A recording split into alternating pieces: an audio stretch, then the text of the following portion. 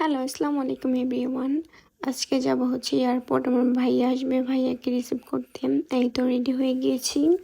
তারপর আমি মিররে কিছু ভিডিও করে নিলাম। এরপরেই তো বেরিয়ে পড়েছি। এখন আমরা হচ্ছে চলে যাব। তারপর সাইফার আম্মু ওই দিন শাড়ি পরেছিল। এই তো সাইফার আম্মুকে একটু দেখিয়ে দিলাম। সাইফার আম্মু শাড়ি পরে সাইফাকে কোলে নিয়েছে। আর দেখুন এইদিকে আমার অবস্থা, ও কোলে নিয়েছে আর আমার কাছে সবার ব্যাগ।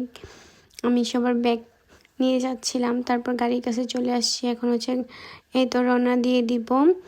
দেখুন আজকেও কুন্ডারবাজার ব্রিজে জ্যাম, এই জ্যাম সব সময় থাকে। তারপর সাফিয়া অনেক খুশি ছিল, গান বাজতেছিল তো এই জন্য। এখানে দুই বোনের ভালোবাসা প্রকাশ করতেছে, সবাই দেখে মাশাআল্লাহ বলবেন। আমরা বাসা থেকে বেরিয়েছিলাম 5টার দিকে। তারপরে এখানে ফ্লাইওভারে অনেক জ্যাম ছিল, এখানে অনেকক্ষণ বসেছিলাম। এরপর হচ্ছে চলে আসছি কাছাকাছি। এরপরে এখানে গ্যাস নেওয়ার জন্য অনেকক্ষণ বসেছিলাম, ওপেন ছিল না, এরপর ওপেন হয়েছে। এরপর হচ্ছে গ্যাস নিলাম। এই তো গাড়িতে গ্যাস দিয়ে দিচ্ছিল।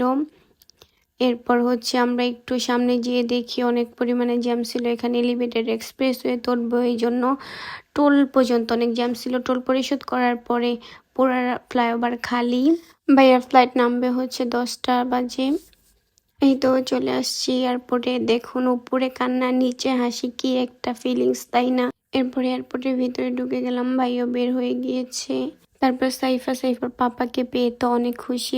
আমি আবার এখানে গাড়িতে বসে ভিডিও করলাম। তারপর আমরা বাসার জন্য বেরিয়ে পড়লাম। এখানে হচ্ছে একটু জ্যাম ছিল। এটা কি চিনতে পারতেছেন গাইস? একটু চিনতে পারলে আমাকে একটু কমেন্ট করে জানান।